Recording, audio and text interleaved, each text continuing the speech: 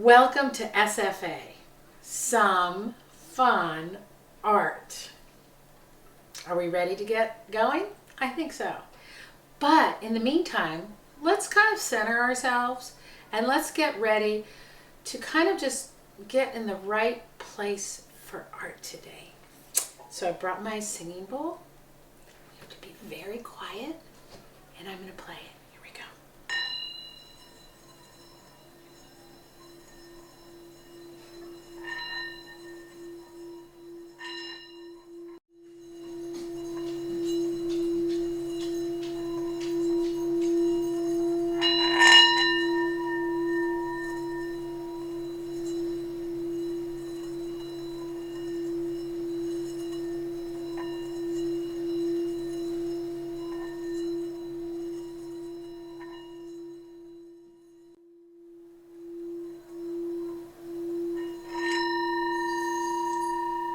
Welcome to Some Fun Art. Let's get going. Okay, hello everyone. My quote for today is included with an artist I really admire. His name is Keith Haring, and he is an artist that a lot of the students at my school have studied. They usually study him in 4th or 5th grade. And his art, as you can see, is very colorful. And he generally used just 3 or 4 colors. Everything's outlined often in black. And by looking at this, you can kind of tell that it's dancing people. The reason we think it's 2 people is because we see 4 legs, but they are joined together in their dancing. The quote is, "Art is for everybody." He was a street artist. He often drew temporary drawings in the subway in New York City or on streets, and he was really loved by all. So art is for everybody. Let's get to it. Okay. So today we are going to study mandalas. We're going to also create a mandala. I played my Tibetan singing bowl for your centering. It is used for meditation and it is sacred. And I purchased my singing bowl from Tibetan monks that I met 17 years ago. These Tibetan monks created a sand mandala over 2 weeks' time when they came to a downtown gallery in Napa in 2003. So 17 years ago. I took my family to watch them create it, and it was amazingly beautiful. The word mandala comes from their language, Sanskrit, which means sacred circle. So let's watch a time-lapsed video that represents a sand mandala. The monks bless all the color sands before they even use them, and those colored sands are their paint or their paint colors with the purpose of blessings, prayers, power, and well-being before using. Okay, let's watch this video together.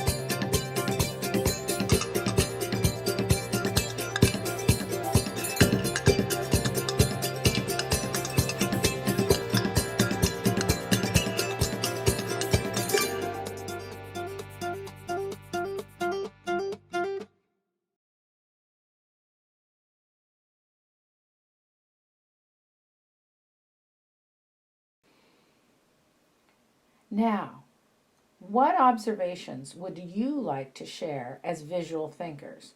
We can stop the video and let's discuss. Okay, if you consider the mandala, it has 3 characteristics. There is a circle with a center point. The circle is a beginning and ending from which all creativity springs. And think about it, there's really no beginning or no ending. It just kind of is together in those 2 aspects. So a circle can represent order, it can represent harmony, unity, and unity in nature too. In our world, I would like you to ponder what is in the shape of a circle. I mean, anything in this world, anything in our world, what is the shape of a circle? Let's stop the video.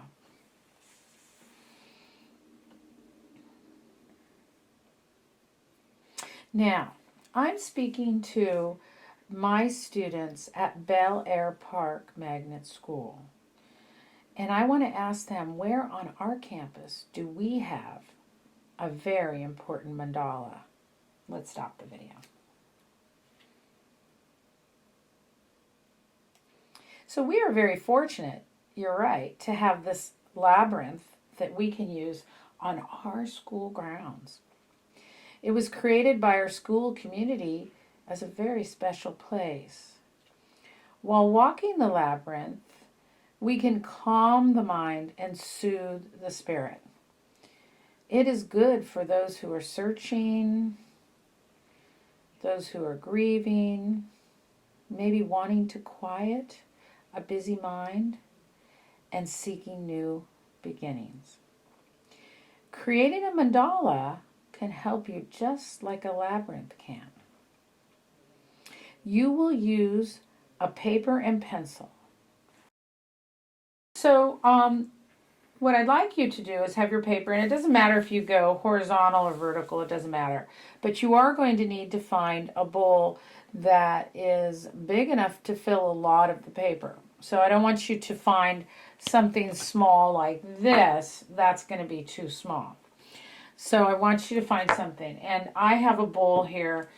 This is the top of the bowl. I could trace at the bottom, but that doesn't make sense. I'll turn the bowl over because that's the size of the mandala that I would like to use. So watch me first, and then it'll be your turn.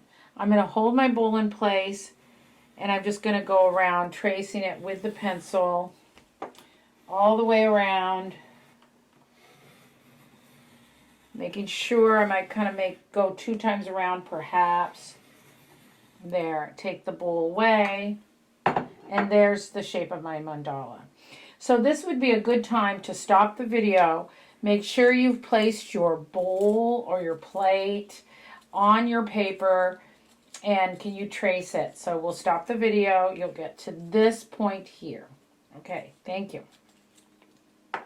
Okay, welcome back. So, so now that I have traced this, we're ready to start our gratitude mandala. And the gratitude mandala is going to be very personal for you. I've come up with a lesson that I think is a little bit easier than some lessons I've taught, because it'll allow us some freedom to create how we want to do this. So this is the gratitude circle mandala recipe. Number 1, we're going to start off by putting an eye, which is in the center, but I'm going to let you be a little asymmetrical, meaning that everything won't be perfectly symmetrical.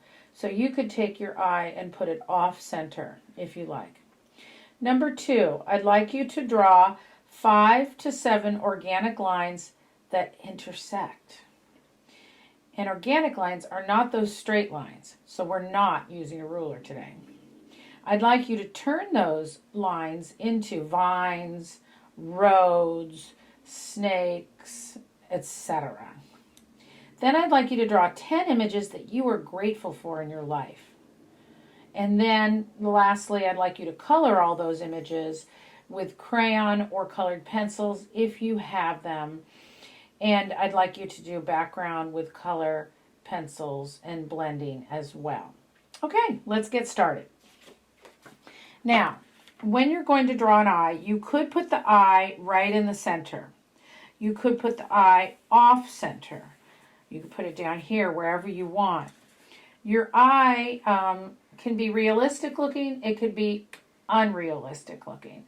So the reason I would like you to put an eye as the focal point to your composition for your mandala is for two reasons.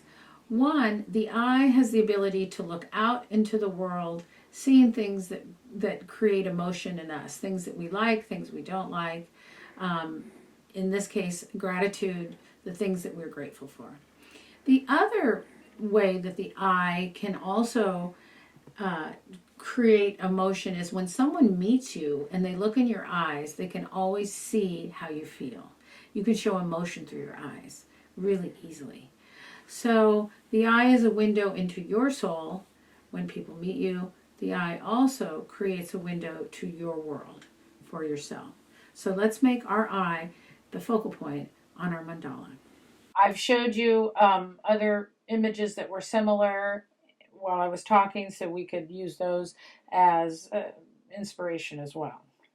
So I think that a directed lesson will be good because you'll be able to make choices while I draw. So yours might look different than mine, which I'm hoping is true.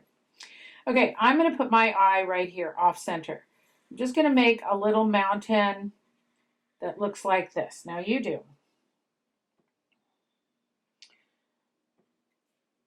Now I'm going to make, now this is for directed drawing. If you want yours to be really circular, you can. I'm going to make my eye with an upside down mountain that kind of emulates that top one. So we have kind of an almond shape. A lot of my students have done eyes before, and they've done realistic looking eyes. So I'm going to try to do that with you. So I'm going to do an eyelid that goes across like that. Now you do. Okay, so my eyeball is kind of hidden underneath. So I'm going to come all the way down like this. I'm going to come there. And notice how that round, if it was able to, it would continue like here. But it's kind of tucked behind the eyelid. So now you do. I'm going to erase those little lines.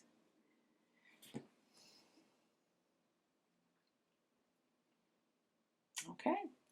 So here we are. We're going to do the pupil. And I think I want to do that little square, which is the actual like kind of like a little bit of a light glare on your eye. So I'm not going to color this in, but you could. I guess I can, just to show that it's a pupil. But you know, technically when you're going to go color it, you can color it anything you like. The only thing I like is to keep the whites of the eyes white, because then we recognize it as an eye. The eyelashes are just curled. Boys have eyelashes too. This part of the eye sometimes has the lines. Just trying to make it look kind of realistic. Okay. Now my recipe says that I did my eye. I'm going to draw 5 to 7 organic lines that intersect and have them turn into something. So, let's try this. I want to start my organic lines like somewhere on the circle, and they're going to go all the way to the other side most of the time. So I'm going to start one right here, and an organic line is just a snake line. It's a wavy line. Woo! That kind of reminds me of the yin-yang, which would be the black on this side with the white of the eye. I guess you could do another eye over here and have it be opposite. Oh, I'm getting ahead of myself. Okay, here we go. So what do I want to make that line into? I guess I should decide now, because I want to emulate. I want to make another line so that it is has a thickness to it. And so maybe what I'll do is I will turn this into a vine, and but I'll go like this first. See how I made the second line the same distance, kind of, somewhat. And maybe I'll make some leaves here. Now you can do the same, but you don't have to. Okay, you just do not have to, because you may choose to turn this line into maybe a road. So then you have lines like this. Well, I guess I could do a road and turn it into a line. It would be a little surrealistic. Okay. Now I'm going to do another line. And if we need to stop the video at any time, it's up to the teacher to stop the video so everyone's together. Okay, I'm going to do another line here. And I'm going to stop here, jump over, because remember there's some overlapping. And I'm going to bring this line way up to here because I don't know, it just looks too fun. And actually, I'm going to make that second line. You can watch me and then you do. And if you want to, you can turn this into a snake. I think those are kind of like the eyes of a snake. I'm not a snake expert. Here's the tongue. It could be a poisonous snake. And if that's the case, I guess I could bring this wavy line here and turn this into a rattlesnake. Here's the rattle. It's kind of like it went off the page, out of the circle, somewhere here, and then came back. I don't know if a rattlesnake has a forked tongue, but I'll just leave it at that. Now, in order to create some design, I would want to have the snake be, well, I could do all sorts of designs. Snakes have such beautiful designs. So you could do kind of some diamond shapes within. Ooh, notice how I'm going to jump over here. I could do some lines like this. I guess that they have patterns. So if I did 1, 2, 3, 4, 5, 6, 7, 8 lines here, and then I did diamonds here. I mean, this is just kind of, that would be 3 diamonds, and then I guess 8 lines. That would be the pattern. 1, 2, 3, 4, 5, 7, 8. Is that right? 1, 2, 3, 4, 5, 6, 7, 8. Yeah. And then I continue the diamond pattern. Now, do you have to do just what I'm doing? No, you don't. Can you do what I'm doing? Sure, why not? You can make your pattern anything you like. Cool. I think I'll stop right there. Maybe I'll make one more diamond here. It could be circles. It could be any pattern for your snake.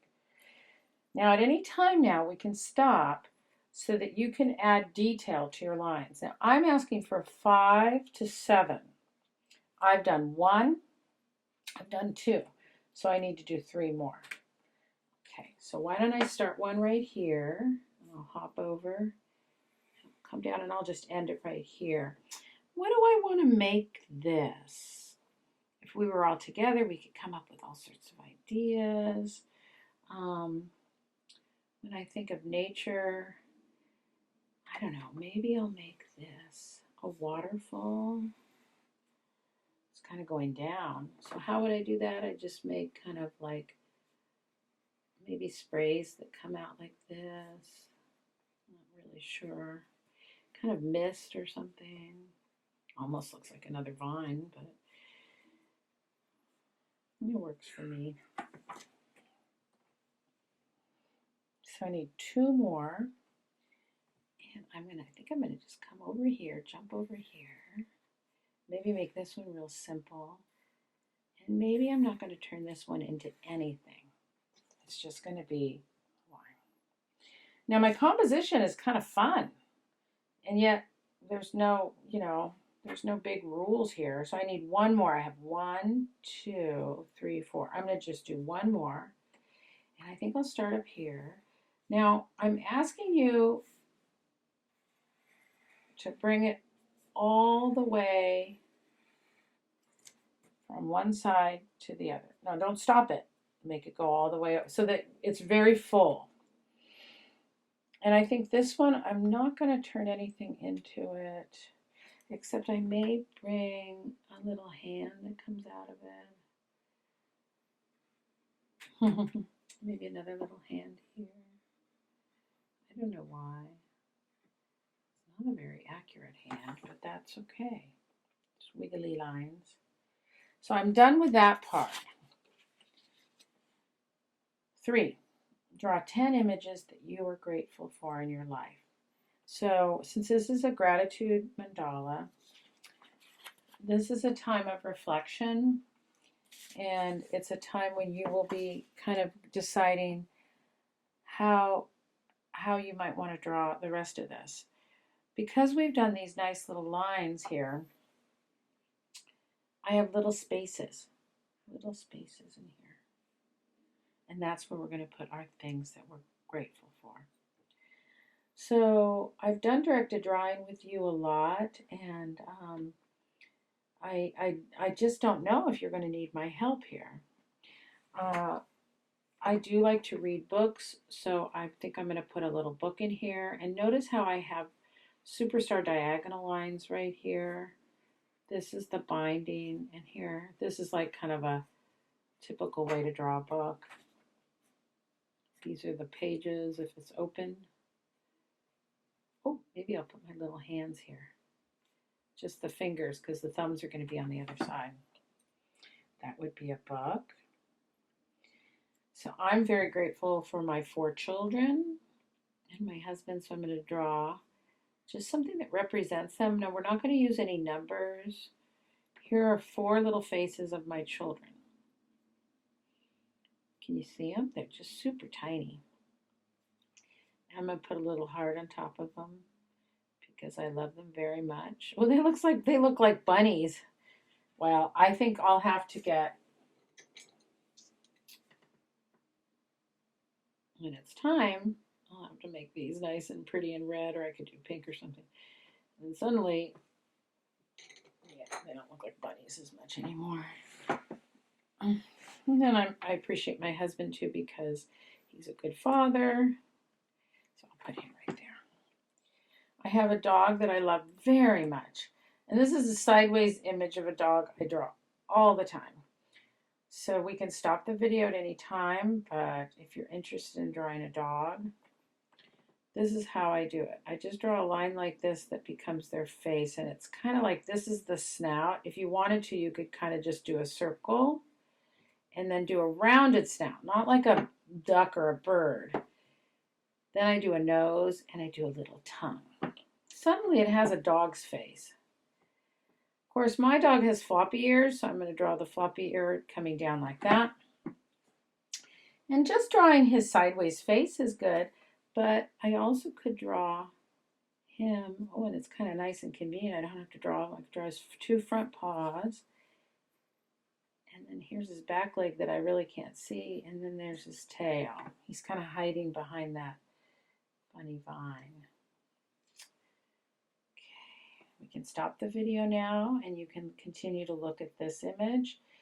And if you want, you could draw. Now, we're back.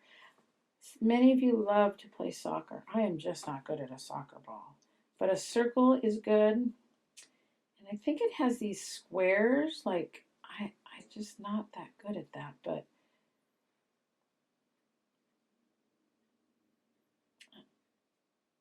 I don't know. Try to do this. Don't soccer balls, they kind of alternate the dark part of it.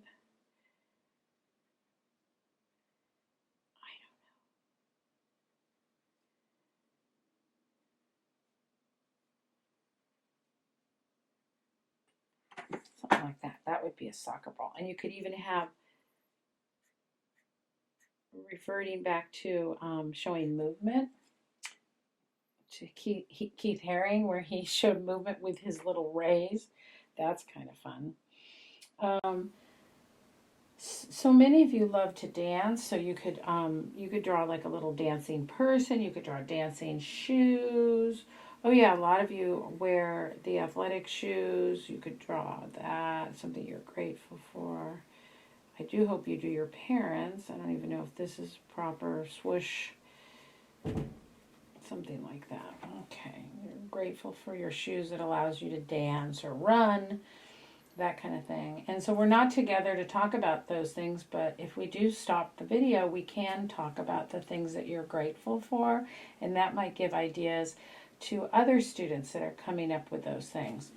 Many of us are grateful for our apartment or our house that we live in during these times where we are together with family. It's a wonderful thing to have a home.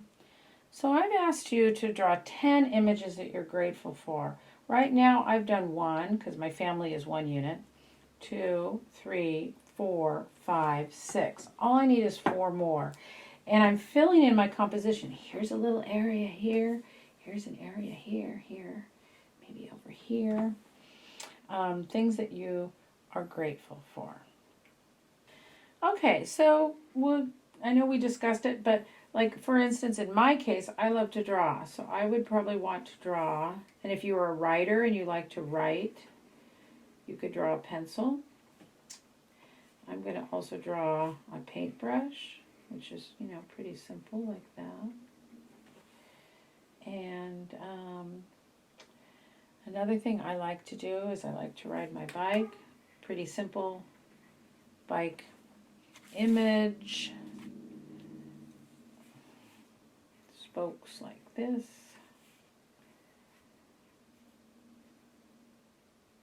A seat and handlebars. I think we kind of see that as a bicycle. If you have a kitty cat, here's like a really easy way to draw a kitty cat, a circle. They have these cute little triangular noses and little mouths that come down like this. Pretty eyes, triangular. Don't forget the whiskers.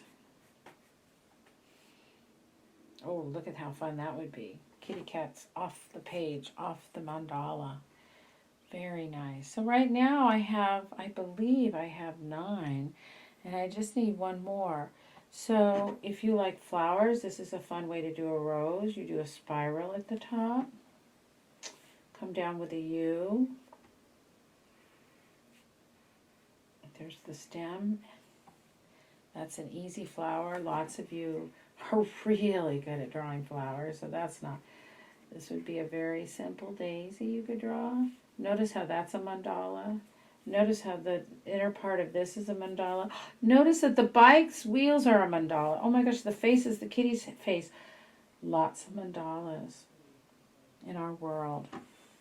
Now, when you're done, let's see. Oh, wait a minute. Do I still have more in the recipe? So once you have your 10 images of the things you're grateful for in your life, then I'd love for you to color your images, doing the background with color pencils, and blending the colors if you can. I'm going to color this, and I'll show it to you at the end of the video. Now, if you do not have colored pencils, or you do not have crayons, it's okay.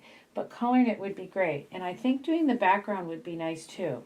Always be mindful of complementary colors, which we've studied before, red and green, orange and blue, and purple and yellow. But also think about, like, if you're going to draw this snake red, try to have the background next to the snake a different color so he doesn't go away.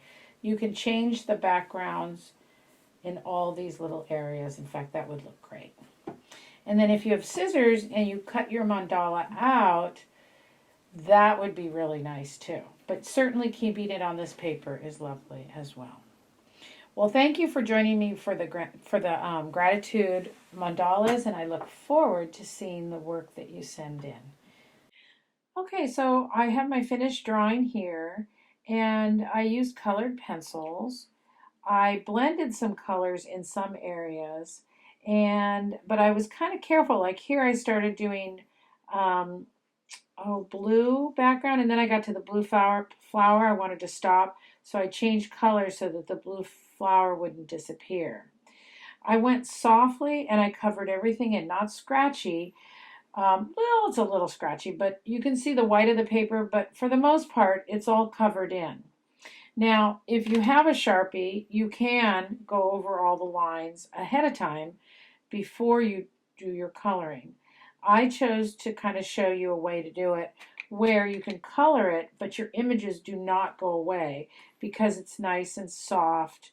I didn't go too dark, and I wanted to change colors so there'd be contrast between the orange of the dog and the green yellow here. Now there's a little orange here, but notice I did a softer value so that it would still show up. The softer value is important, and or darker value depending. Okay, so that explains that, and I think I'm pretty happy with how it turned out. I hope you enjoy it. And here's my singing bowl, which is also the shape of a mandala, if you look at it. And notice that the instrument that I use to use the singing bowl is also round here. So there's something about that roundness when I actually use it. Okay, great. Thank you very much for being a part of my art lesson today.